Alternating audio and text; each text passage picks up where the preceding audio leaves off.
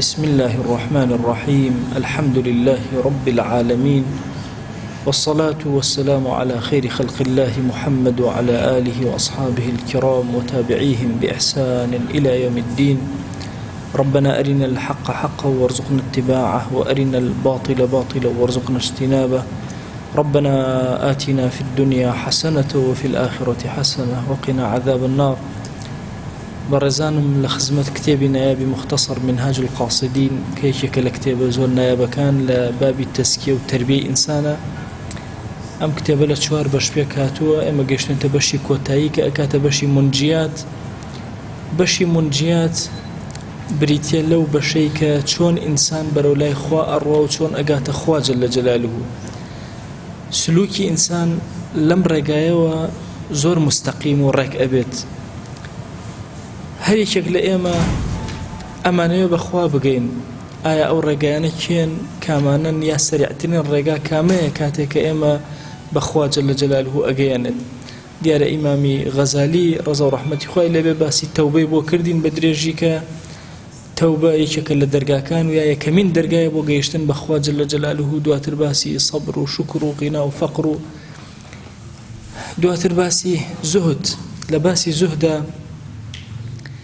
زۆر دەرسمان گوزەران ئەمڕۆ لە ئەخیر دەرساین ئیمام ئەوێ پێمان بڵێ علاماتەکان نیشانەکانی کەسی زاهید چین و کامەن. ئەفەرمێ هەندێک لە خەڵکی وا تێگەیشتون گومان وا ئەبەن هەر کەس وازی لە ماڵ هێنا ئەو کەسە زاهیدە. ئەفەرمێ قەد تەظن ئەنە تاریکە المالی زاهید. ئینسان واز گومان ئەبا زەن وا ئەبرێت کە ئەو کەسەی کە واز لە ماڵ ئەهێنە واز لە دنیا ئەهێنە و کەسە زاهیدە وەلەیسە کەذالکە بەو شێوازە نییە. فإن ترك المال وإظهار التخشن سهل على من أحب المدح بالزهد. ئەفەرمێ ئەو کەسەی کە پێی خۆشە مەدح کرێ و سەنا بکرێ بۆی پێ بڵێن زاهیدە واز هێنان لە ماڵ و جلی شەڕ لەبەرکردن و بەزبە دەرکەوتن. ئەفەرمێ ئەوە زۆر بەنسبەت ئەوە ئاسانە چکە ئینسان لە ڕاستیە کە خۆشەویستی سوڵتە و دەسەڵات و جاهی گەورە و مەدحی خەڵک و ئەمانە کەوتە دڵی ماڵ هیچ نییە. یعنی ئەگەر ئینسان بێت ماڵەکەی هەموو سەرفەکات لە پێناوی ئەوەی ناوێکی جوانی هەبێ بۆیە ئەبێ بە وریایی سیرکەین. مەرج نییە هەر کەس وازی لە ماڵ هێنا ئیتر ئەو کەسە ناو لێ بندێ کەسێکی زاهید و ئیتر وەسمدار بکرێ نیشانەدار بکرێ بەوەی زاهیدە. جاری وایە وازیشی لە هەموو ماڵ هێناوە بەڵام ئەو کەسە هەر پێی ناوترێ زاهید. فەکەم من ڕاهب قد لازم الديرة. چەندین ڕاهب هەبوون لە شوێنێکە لە شاخێکی دوورە خۆیان پەنا ئەدا خۆیان ئەهێشتەوە نانیان نەئەخوارد خۆیان برسی ئەکرد تەنها لە پێناوی ناوبانگ دەرکەن تەنها لە پێناوی خەڵک بە باش باسییان بکە. وقل المطعم هیچیان نەئەخوارد خۆیان ئەهێشتەوە تەنها چی وای لێ ئەکردن ئەم توانایی هەبێ چەندین ڕۆژنانی نەئەخوار یا شتێکی زۆر کەمی ئەخوارد تەنها لە پێناوی ئەوەی حەمد و سوپاس کرێت لەناو خەڵکە. لە بابی ڕێیە ئەم باسەمان زۆر بەیان کرد. بەڕاستی ئینسان جاری وا هەیە حەمد وای لێ ئەکات خۆشەویستی ئەوەی کە خەڵک پێ هەڵبداوەهای لێ ئەکا کە واز لە زۆر شتی خۆی بێنێ تەنها لە پێناوی ئەوەی پێی بڵێن کەسێکی چاک. ئیمام باسی بۆ کردین لە باسی ڕیایە کە کەسێک ساحیبی دیرێک ڕاهیبێکی زۆر گەورە ئەڵێ پارچەنانێکی یا بە کەسێک لە عالمێک لە عالمەکانی ئومەتی ئیسلامی ئەڵێ هەرچی ڕاهیب وانە کۆبوونەوتیان ئەم پارچەنانە بەچەند ئەفرۆشی ئەی بەسیارە پێی فرۆشتن. فەرمووی ئەگەر سەبرێ گرتە بە ئەندازی خۆت ئاڵتوونیان دایتێ بۆ ئەو تۆزەنانە تەسەور ئەکەی ئەم تۆزەنانە هیچی تیانەیە کە من ئەیان دەمێ ئەزانی ئەم وەستانەی خەڵک و ئەم دەور قەرەباڵخێ و ئەمە زۆر لەوە چێشترەکە تۆ ئەم نانە بخۆی هەر ئەو نانەی کە من نایخۆم قیمەتی پێیا کردو حرمەتی پێیا کرد. بۆیە ئینسان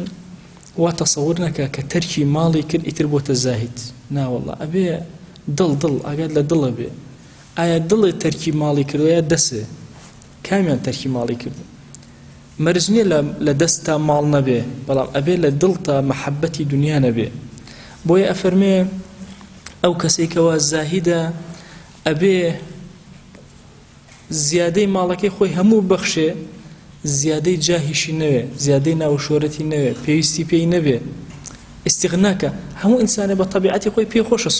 سپاس كرابي لنا وخلق حزك خلق باشا باسيك أما طبيعتي إنسانة نهيش لنا كراوة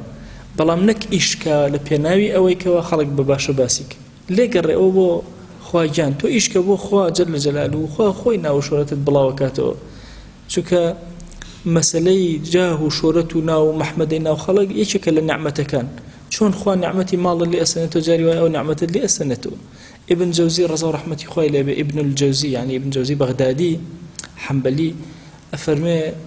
سير مأكل لنا وخلقه كسي وهي نيجي زور طاعتي زور خواناتي زور عبدايتي زور قورئك كتي خلق بباشا باسيناك كسي كتريشم أبيني زور عبادتك واي نبو كتي خلق زور بباشا باسيانك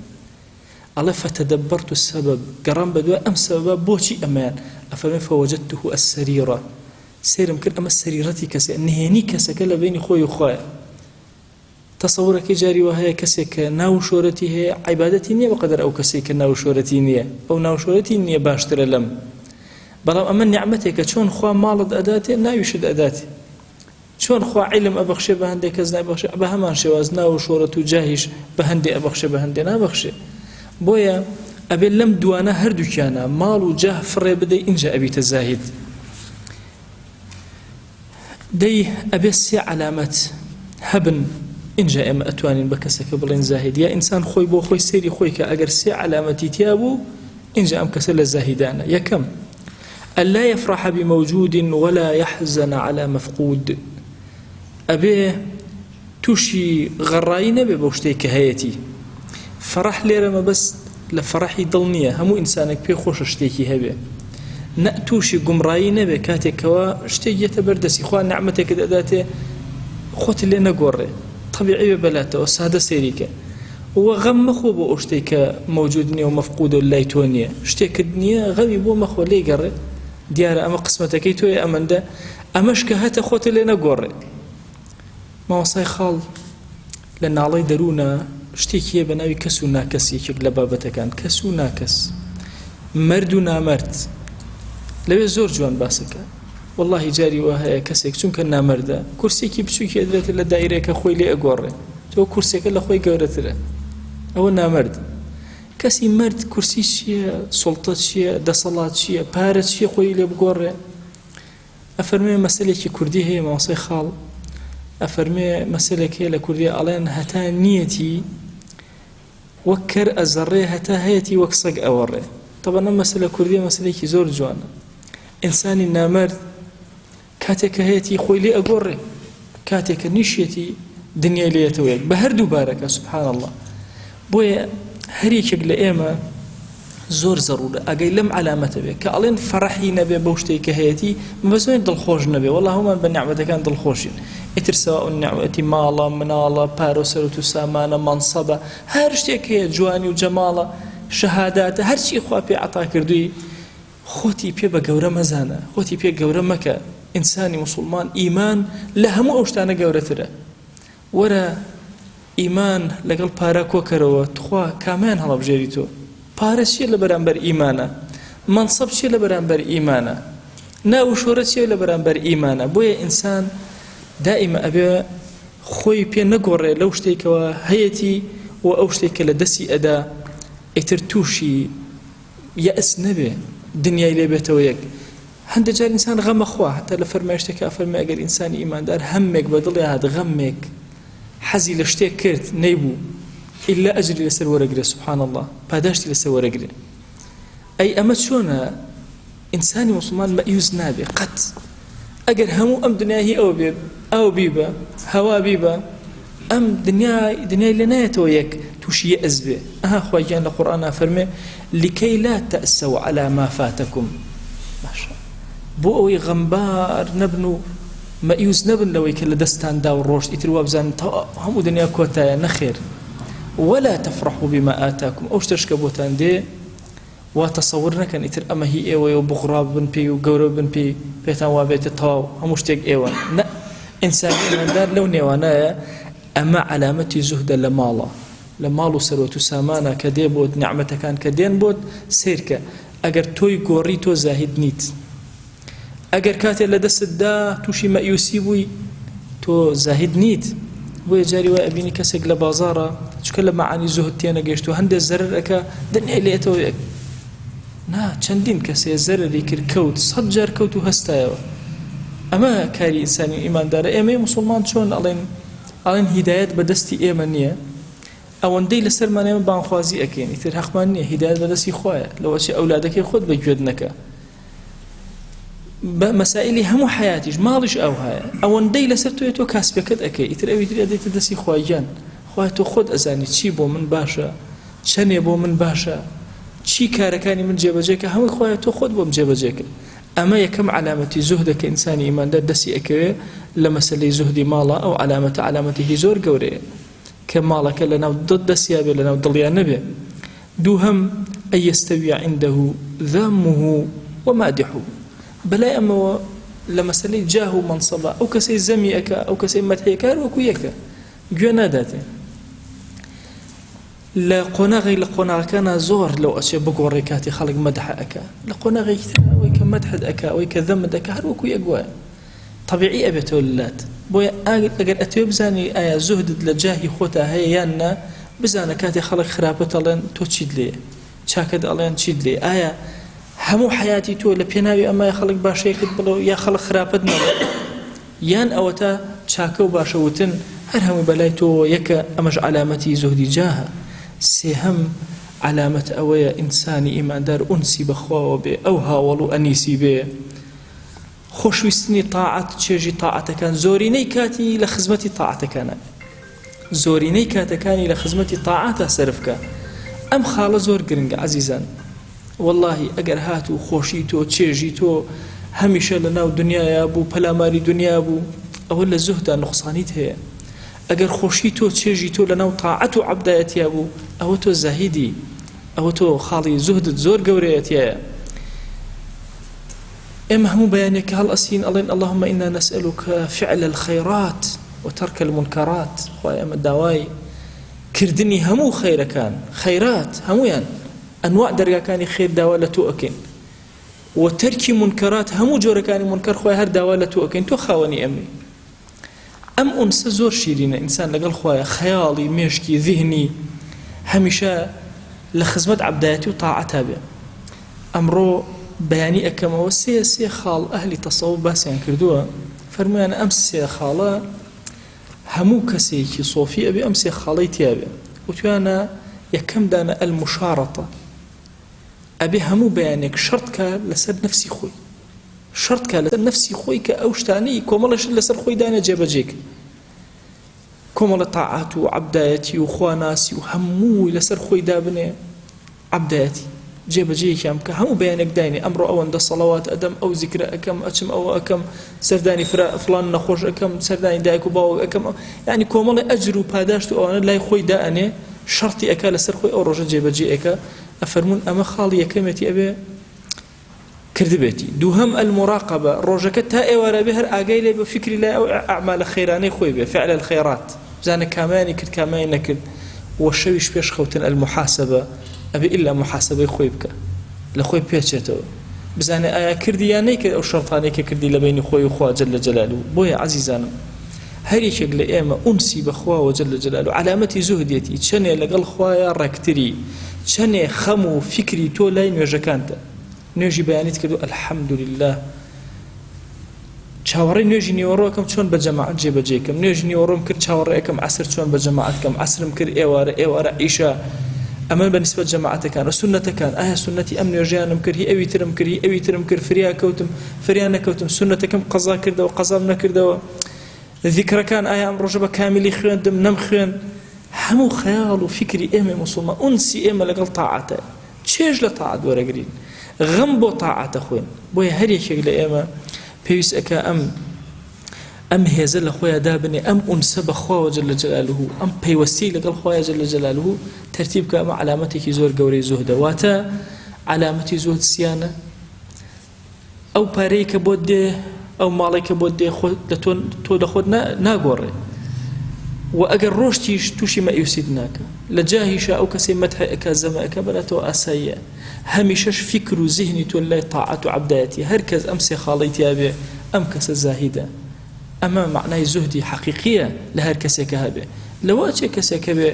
لە پێش چاوی خەڵک نان خواردنیش تەرکە بەڵام هەر پێ ناوترێت زاهید چونکە ئەمە لە پێناوی جاها زوهدی کردووە نا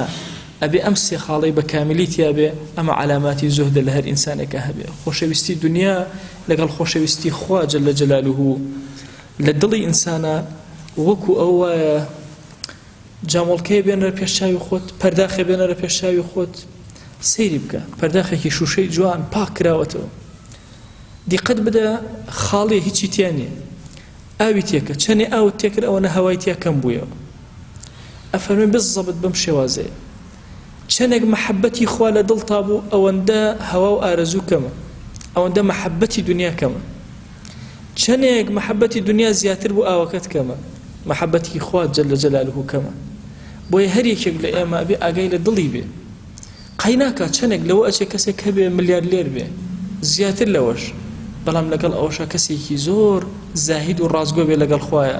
محبی خوا بێ دڵی پڕ نەبێ لە خۆشەویستی دنیا دڵی پڕ بێ لە مەحەبەتی خوا جەل جەلالوه پڕ بێ لە ئاوێکی جوانی صافی سازگار مەحەبەتی خوای پڕ کرده بێ ماڵ و سەرەت و سامانی لە دەستیا بێ بۆیە ئەفەرمێ بزانە چەندێک ئاو لەگەڵ هەوایە لەناو ئەم دوانە پێکەوە هەردووکیان کۆ نابنەوە ئەمیان چەندێک زیادی کرد ئەویان کەمەکە ئەویان چەندێک کەمی کرد ئەویان زیادەکە ئەفەرمێ ئەمە هەمیشە لە پێش چاوت بێ بزانە ئەمە علامەتە بۆ ئەوی بزانی مەحەبەتی دنیا لەگەڵ مەحەبەتی خوایە جەل جەلالوه چەندێک لە ناخی تۆیە هەیە ئەفەرمێ بە هەندێک لە عاریفەکانیان وتوانە ئەی هاوار زوهد ئێوە بۆ کوێ ئەبا فرمویانە إلى الأنس بالله زهد ومن لئك أنيز بين هاول بين نقل خوايا هم كاتي أو من لا يدبي يحيى كري معاد فرموي كل الدنيا وكو أفرتك ويا كالرعزابة وكو بوكيك أو هايا أو كسيك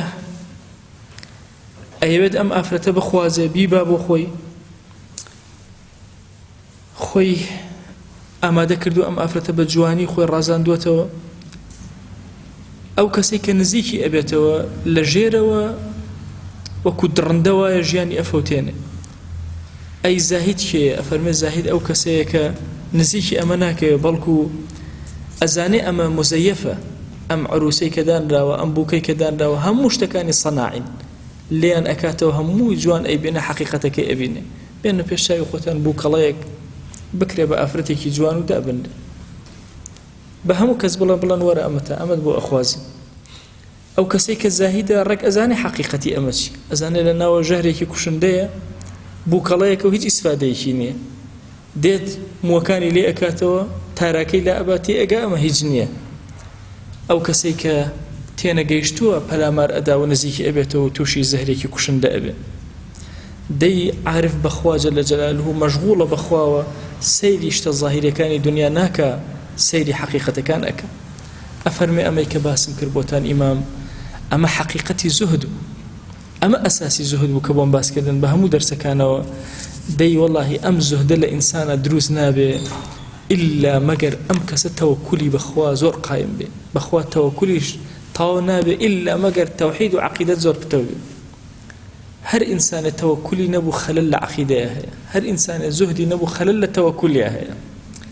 ئەفەرمێ بۆیە لە دوای ئەمەوە مەجبورم کە باسی تەوحید و تەوەکولتان بۆ بکەم بۆ ئەوەی زیاتر لە مەعانی قوڵەکانی زوهد تێبگەین و یەکێک لە دەرگاکانی بەخوا گەیشتن بریتێ لە بابی تەوەکول و بابی تەوحید خوای گیان داوا لێ ئەکەین بە ناوی جوانت وە صیفەتی بەرزە بە ئیسمی عەظەمت لەسەر جەم گوناهەکانمان ببورە